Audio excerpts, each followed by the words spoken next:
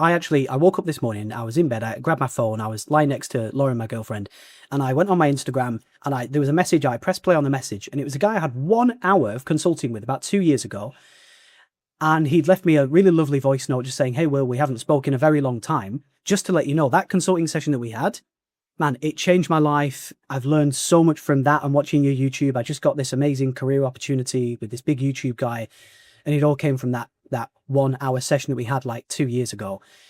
And one thing that he mentioned in the text just above that was the fact that the more success he saw, the more excited he got, the harder he worked, the better opportunities he got.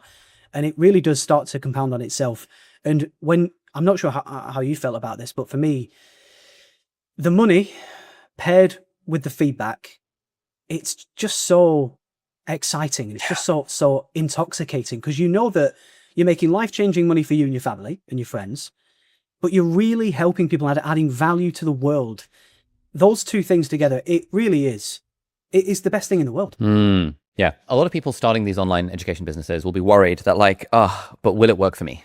Like, will I be able to actually do this? Because I can see examples of people doing it. But like, Ali Abdaal's got all these followers, or like Will Brown, I mean, he's been doing it for years. Or like person X is just like really good looking, or person Y has all this money from their dad, or like whatever.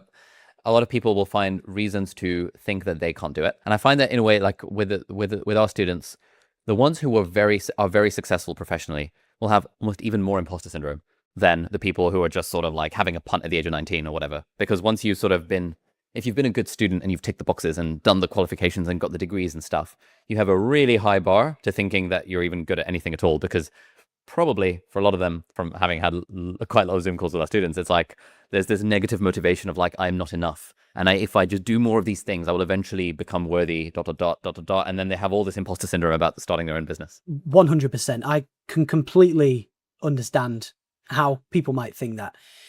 What I find is, for me, it's really comforting to just remind people that everybody started from zero. You started from zero. I started from zero from my parents' spare room with a $50 Word document.